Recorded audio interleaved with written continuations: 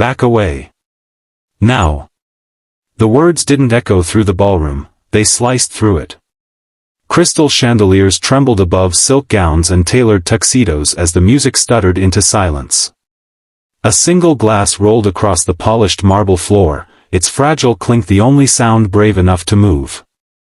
In the center of it all stood Daniel Hayes, former FBI tactical agent, current single father, his body positioned between danger and a room full of strangers who had come here believing in hope.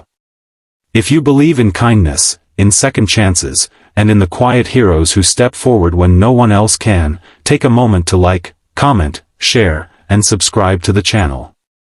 Stories like this deserve to be heard. The charity gala was meant to be a celebration, a fundraiser for families of fallen first responders. Daniel hadn't planned on attending. Crowds made him restless. Loud music made him scan exits.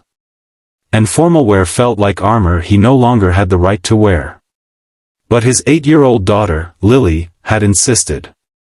She had carefully tied his tie that evening, her small fingers fumbling, her eyes bright with pride. She had told him he needed to go because Mom would have wanted you to help people again. Daniel hadn't worn his wedding ring in 2 years, but he still felt its absence like phantom pain. His wife had been a paramedic, killed in a freeway collision while responding to a call. Since then, Daniel had left the bureau, trading tactical raids for bedtime stories and school pickups. He told himself Lily needed him more than the world did. But old instincts never truly retired. He noticed the first anomaly when the catering staff changed shifts. A man in a server's uniform moved differently, shoulders too squared, eyes too alert. He wasn't carrying trays like the others, he was mapping the room. Daniel felt the cold familiarity settle in his spine. The man's gaze lingered on the stage where the foundation's director stood beside a donation vault holding hundreds of thousands of dollars raised that night. Daniel moved closer, pretending to adjust his cufflinks, watching the man's hands. That was when he saw the outline beneath the vest. Not a phone. Not kitchen equipment. A weapon. The room was full of donors, celebrities, and families who had already suffered enough loss. Daniel's pulse slowed instead of racing, training overriding fear. He calculated distances, angles, numbers. He saw 2 more men near the exits, communicating subtly. It wasn't random. It was coordinated. He stepped forward just as the first attacker reached inside his vest. Back away. Now. The command carried the weight of years spent commanding tactical teams in chaos. Heads turned. Gasps followed. The attacker hesitated, 1 fraction of a second, but it was enough. Daniel lunged. The tray crashed to the floor, crystal shattering into 1,000 bright shards. The weapon clattered across marble. Guests screamed, diving behind tables. The chandeliers swayed as if the building itself were holding its breath. Daniel's shoulder slammed into the attacker's chest, driving him backward. He felt the familiar burn of exertion, the old rhythm of controlled violence he had tried so hard to forget. Another attacker rushed from the left, and Daniel twisted, using the first man as a shield. A gunshot cracked through the ballroom, deafening in its echo. Plaster chipped from a column. In the chaos, Daniel saw something that nearly stopped his heart, Lily standing near the entrance, her small figure frozen in terror. She had begged the babysitter to bring her just for a few minutes to see the ballroom. She had wanted to surprise him. The world narrowed. He couldn't let her see him fail. He couldn't let her relive what she had already lost. Daniel disarmed the first attacker with a brutal efficiency, turning the weapon away as he drove his elbow into the man's throat. The second attacker fired again, but Daniel moved with instinct born of repetition and pain. He closed the distance, absorbed the impact, and brought the man down hard against a table set for 12. Silverware scattered like metallic rain. The third attacker bolted for the vault, perhaps hoping to salvage the plan. Daniel pushed through the panic-stricken crowd, ignoring the sting in his side where a bullet had grazed him. Blood warmed his shirt, but adrenaline drowned the pain. He tackled the final attacker just inches from the stage.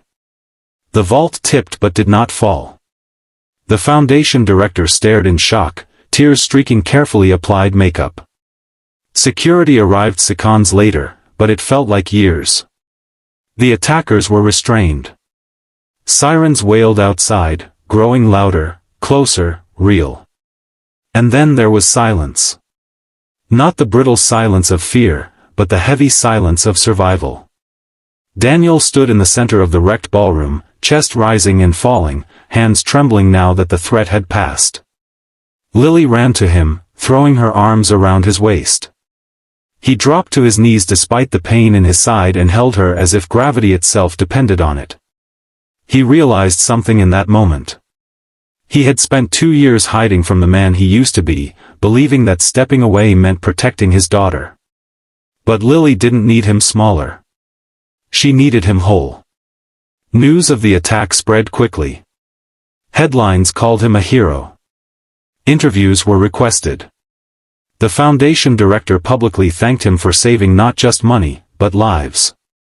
Yet the moment that mattered most happened quietly, in the hospital room later that night. Lily sat beside his bed, her small hand wrapped around his. She told him she wasn't scared anymore because she had seen what courage looked like. She told him that maybe helping people didn't mean losing her, it meant showing her how to be brave. Daniel understood then that second chances don't always look gentle. Sometimes they arrive in chaos, in shattered glass and raised voices. Sometimes they demand you step back into the fire you once escaped. Weeks later, Daniel began consulting again, not full-time, not recklessly, but with balance. He trained local security teams. He helped nonprofits strengthen protection. He came home every night. He read Lily's stories. He let himself smile more often. The Gala ballroom was repaired. The chandeliers shone again. But for those who were there, the memory remained, not of terror, but of a man who refused to let darkness win. If this story touched your heart in any way, please take a moment to engage with this video. Your support keeps these stories alive. And before we close, I have a special request. Comment, "Courage lives here," if you believe ordinary people can rise to extraordinary moments. Because somewhere tonight, another father may be choosing whether to step forward or stay silent. Another child may be watching, learning what strength looks like. And somewhere, in a room full of celebration, danger may hesitate when it hears a steady voice say 3 simple words. Back away. Now. Kindness, courage, and second chances don't erase the past, but they can protect the future.